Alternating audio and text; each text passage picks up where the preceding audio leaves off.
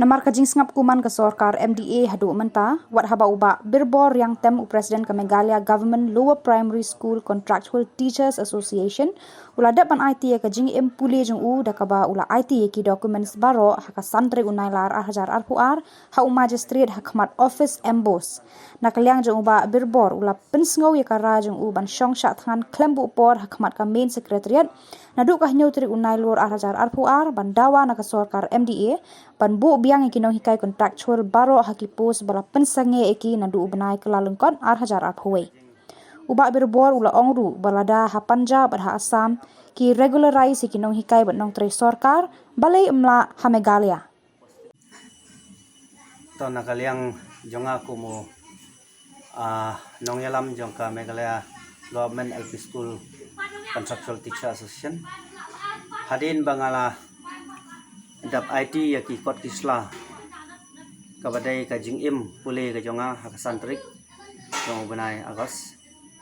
nakaliang joka sarkar haduk menta kam syamla sim kanu jing perkhat ban le AA nak benta jongi kino hikai kontrak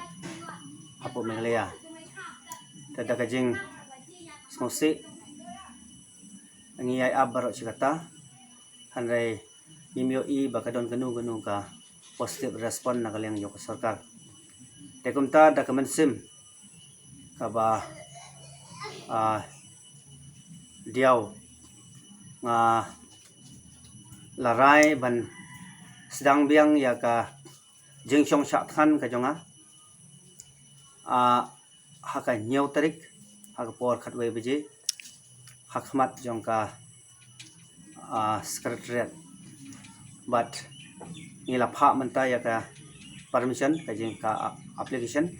pan permission na nakaliang jong sarkar but next kamba kani kajing thmu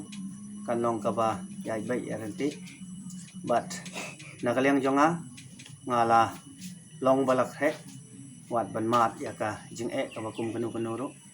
namar kajing kuman jong sarkar namar kajing bom snap kajing bom simkhia ni hab ban sei ban le ya kani ka benta ha kajing snow jonga ba ka sarkar kala simno ya kajing im boleh ke jonga aba pendong yang bangan sa ha kajing kuslai barok cikata but amtang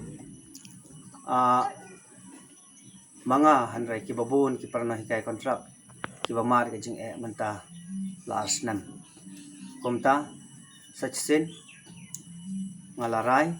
bangan syong syathan but ngalarai bangan penwit ya kaya kayeng jong ki pajba but next come bangan yo ya kajubab nakaliang jong sarkar haswa bankut kani ka samay trekam jong sarkar MDA Kulay Shibon.